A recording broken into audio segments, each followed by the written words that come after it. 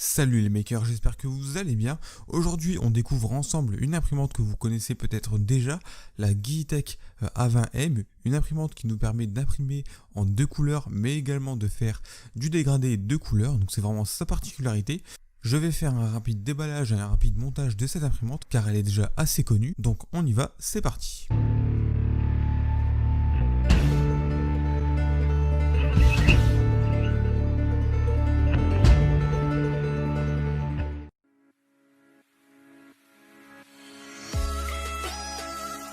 Dans le carton, nous retrouvons tout de suite de la documentation, notamment un papier sur la sécurité, un autre qui nous sert pour le leveling de l'imprimante et la notice en plusieurs langues, dont le français.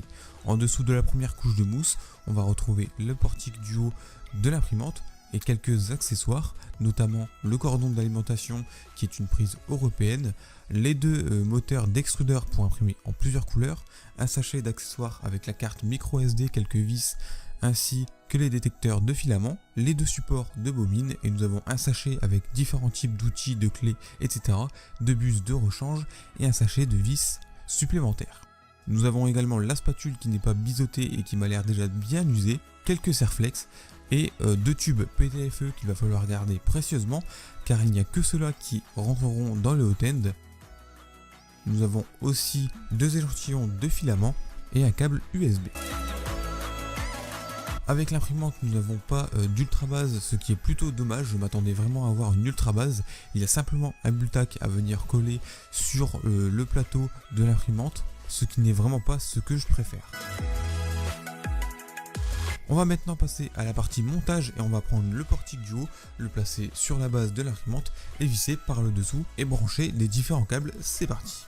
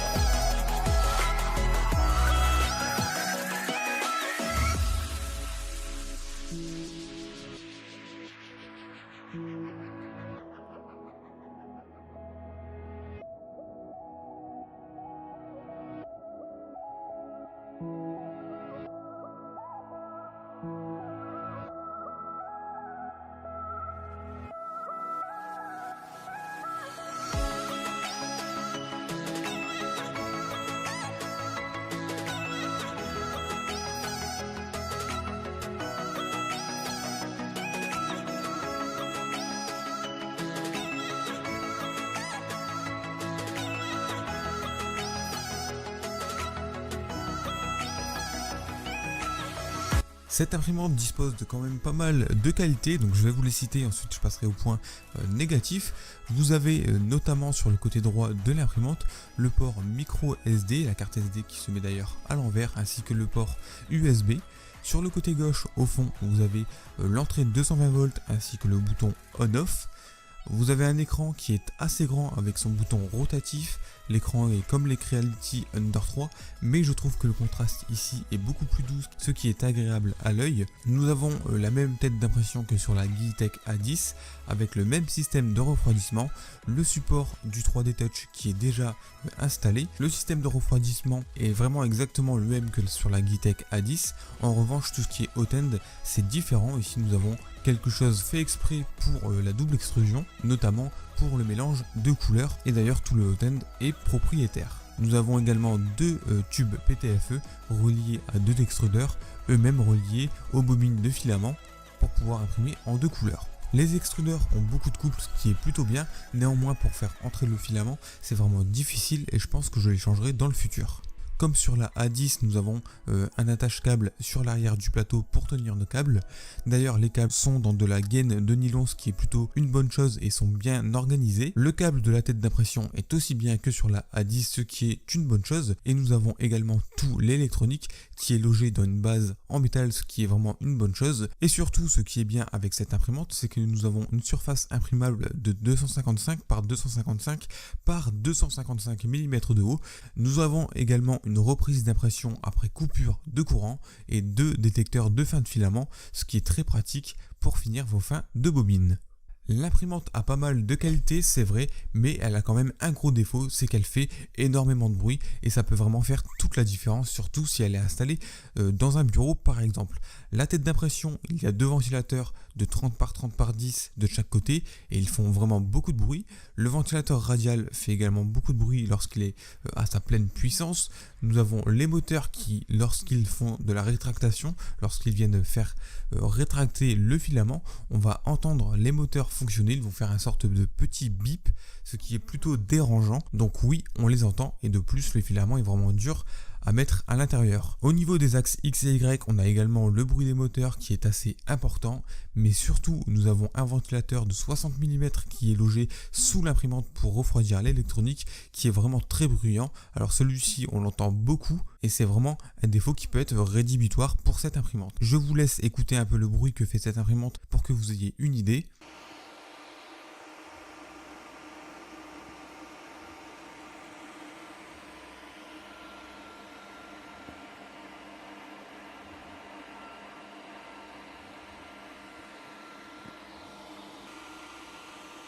Et ici, le bruit ne provient uniquement que des ventilateurs.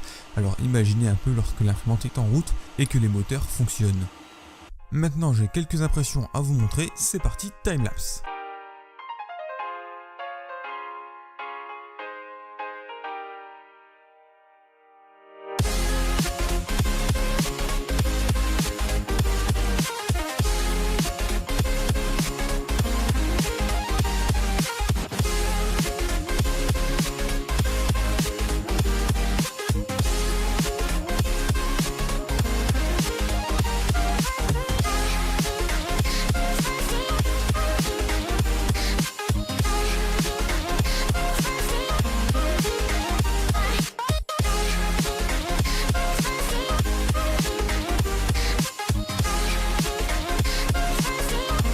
Je vais commencer par la première impression que j'ai faite, c'est-à-dire le chien qu'on retrouve sur la carte SD.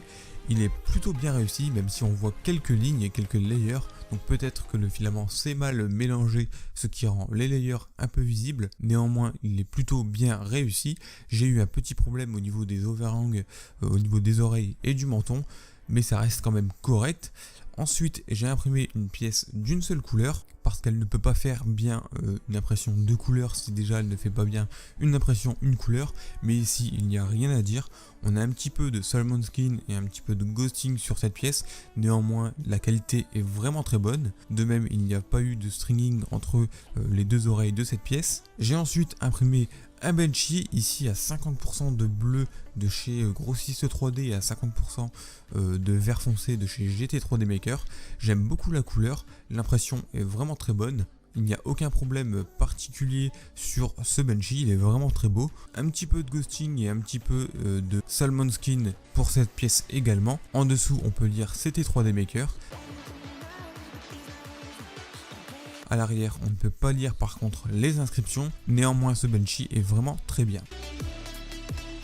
Ensuite, j'ai imprimé un vase, cette fois-ci réellement en dégradé, c'est-à-dire que j'ai commencé par 100% de bleu pour terminer par 100% de vert. On peut dire que ce vase s'est très bien imprimé, il n'y a aucun souci particulier au niveau de la qualité. Néanmoins, le mélange de couleurs se fait pas forcément très bien, il se fait beaucoup plus de la gauche vers la droite que sur la hauteur. Donc ça, c'est à prendre en compte lorsque vous allez commencer vos dégradés pour bien orienter votre pièce. Et enfin, je n'ai imprimé qu'une seule pièce réellement de 2 couleurs. Alors cette pièce n'est pas forcément bien réussie. Comme vous pouvez le voir sur cette première face, nous avons une ligne dorée qui se balade en haut alors que ça ne devrait pas. Nous avons également un petit peu de ghosting. Ensuite, sur l'autre face, là c'est vraiment la pierre parce qu'on a du stringing en bas, on a de la sous-extrusion, on a également du ghosting qui se voit vraiment beaucoup et une ligne dorée qui ne devrait pas être ici. Sur encore l'autre face, nous avons ici, on voit la reprise d'impression au niveau du point d'interrogation.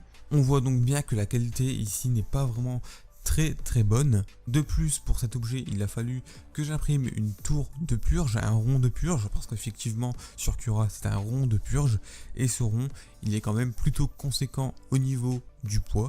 En effet, le cube lui ne fait que 19 grammes, alors que le rond de purge lui est quasiment plein et fait 29 grammes. Il y a quand même une certaine différence entre le cube et le rond qui est à jeter. De plus, l'impression m'a quand même pris environ 6 heures à imprimer, ce qui est vraiment beaucoup. Pour le moment, je ne maîtrise pas encore tout à fait tous les paramètres d'impression afin d'imprimer parfaitement en 2 couleurs. Néanmoins, dans une prochaine vidéo, je vous présenterai quels sont les paramètres à utiliser, je vous présenterai les logiciels à avoir, bref, tout ce dont vous aurez besoin pour vraiment commencer l'impression en 2 couleurs. On touche maintenant à la fin de la vidéo, je vous remercie de l'avoir regardé. Si vous avez des questions, n'hésitez pas à les poster en commentaire dans la vidéo. Si vous avez aimé cette vidéo, n'hésitez pas à la liker. Et si vous ne voulez pas rater mes prochaines vidéos, n'hésitez pas à vous abonner. Vous pouvez également activer la cloche des notifications pour ne pas les rater. Et nous on se retrouve pour une prochaine vidéo. Allez, salut!